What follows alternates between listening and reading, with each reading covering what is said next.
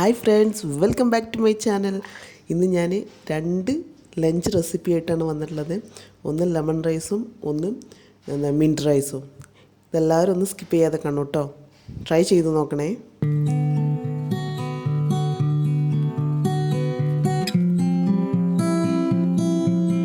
രണ്ട് different rice തയ്യാറാക്കുന്നതിന് വേണ്ടിയിട്ട് ഞാൻ ചോറ് എടുത്ത് വെച്ചിട്ടുണ്ട്.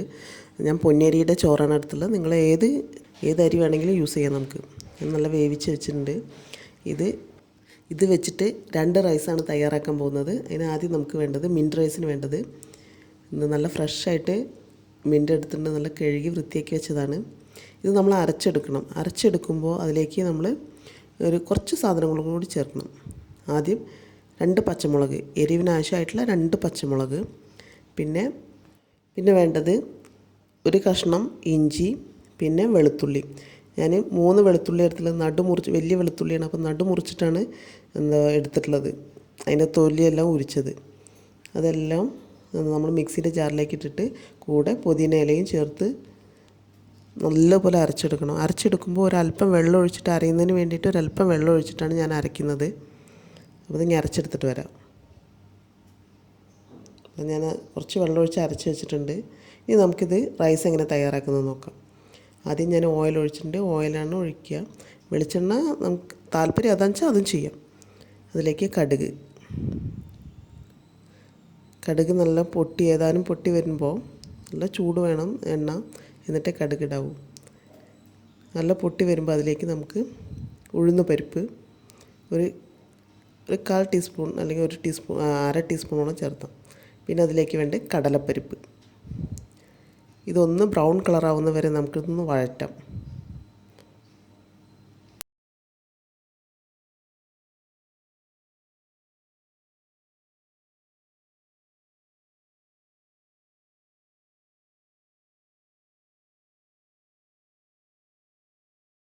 ഇത് ഗോൾഡൻ ബ്രൗൺ കളറായാൽ മതി, കരിയാൻ പാടില്ല.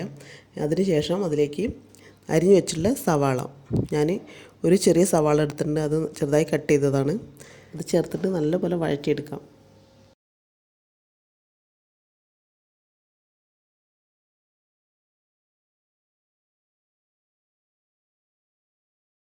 സവാള ഒന്ന് പെട്ടെന്ന് വഴണ്ട് വരുന്നതിന് വേണ്ടിയിട്ട് ഒരല്പം ഉപ്പ് ചേർത്ത് കൊടുത്തിട്ട് നല്ലപോലെ വഴറ്റിയെടുക്കാം. നമ്മൾ ചേർത്തിട്ടുള്ള സവാള ഒന്ന് നല്ലപോലെ സോഫ്റ്റ് ആവാൻ മാത്രമേ പാടുള്ളൂ. അങ്ങനെ ക്രിസ്പി ആയി പോകരുത്. ആ സ്റ്റേജ് ആകുമ്പോൾ നമ്മൾ നേരത്തെ അരച്ച് വെച്ചിട്ടുള്ള പുതിനയുടെ മിക്സ് ചേർത്തുക. കുറച്ച് വെള്ളം ഒഴിച്ച് അരച്ചത് കാരണം ആ വെള്ളം ഒന്ന് വറ്റി വരുന്നവരെ, അതായത് പുതിനയുടെ സ്മെല്ലും ഒരു പച്ച സ്മെല്ലെല്ലാം പോകുന്നവരെ നമുക്കൊന്ന് എണ്ണയിലിട്ട് നല്ലപോലെ വഴറ്റിയെടുക്കാം.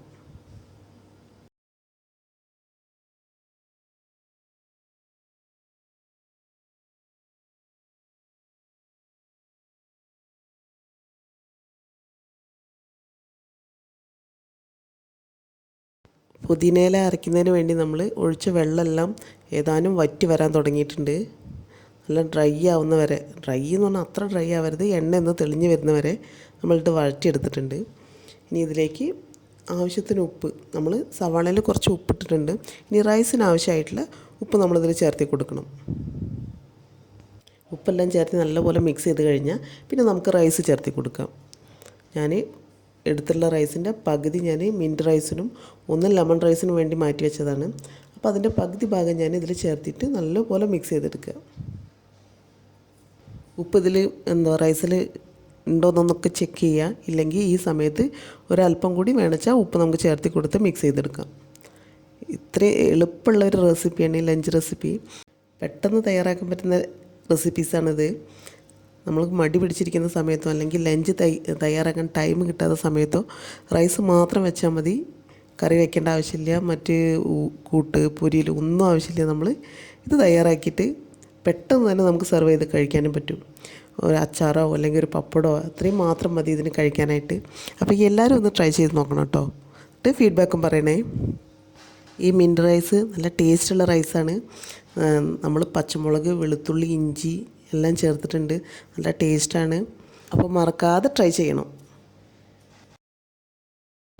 പുതിനയുടെ മിക്സ് റൈസിൻ്റെ എല്ലാ ഭാഗത്തും വരുന്ന രീതിയിൽ വേണം നമ്മളിത് മിക്സ് ചെയ്തെടുക്കാനായിട്ട്.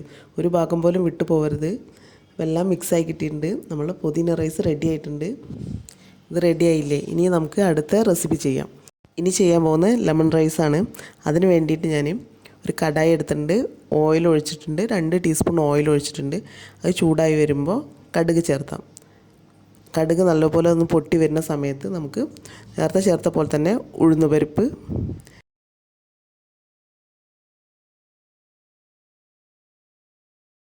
പിന്നെ കടലപ്പരിപ്പ് ചേർത്തു. ഇനി ഇത് എല്ലാം ഒന്ന് വഴറ്റിയെടുക്കുക. ഒന്ന് ഗോൾഡൻ ബ്രൗൺ ആവണം. അതേ സമയത്ത് തന്നെ അതിലേക്ക് ഉണക്കമുളക് 2 ഉണക്കമുളക് എടുത്തിട്ടുണ്ട്, അത് പൊട്ടിച്ച് ചേർത്തിട്ടുണ്ട്. പിന്നെ വേണ്ടത് കറിവേപ്പിലയാണ്. അത് ചേർത്തിട്ട് ഒന്ന് വഴറ്റിയെടുക്കാം.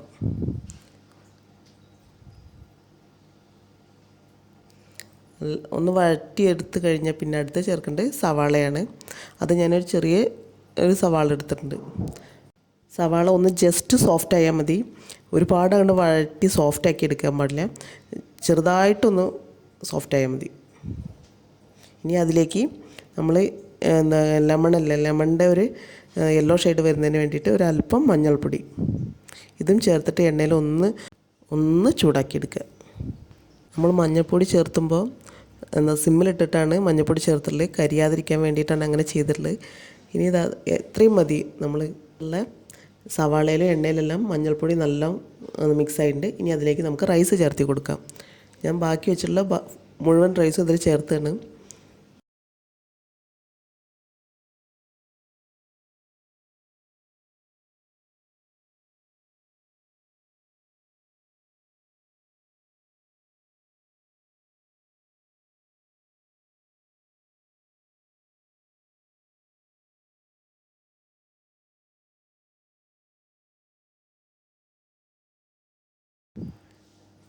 ആ യെല്ലോ കളറ് റൈസിൻ്റെ എല്ലാ ഭാഗത്തും വരുന്ന രീതിയിൽ നല്ലപോലെ ഒന്ന് മിക്സ് ചെയ്തെടുക്കുക.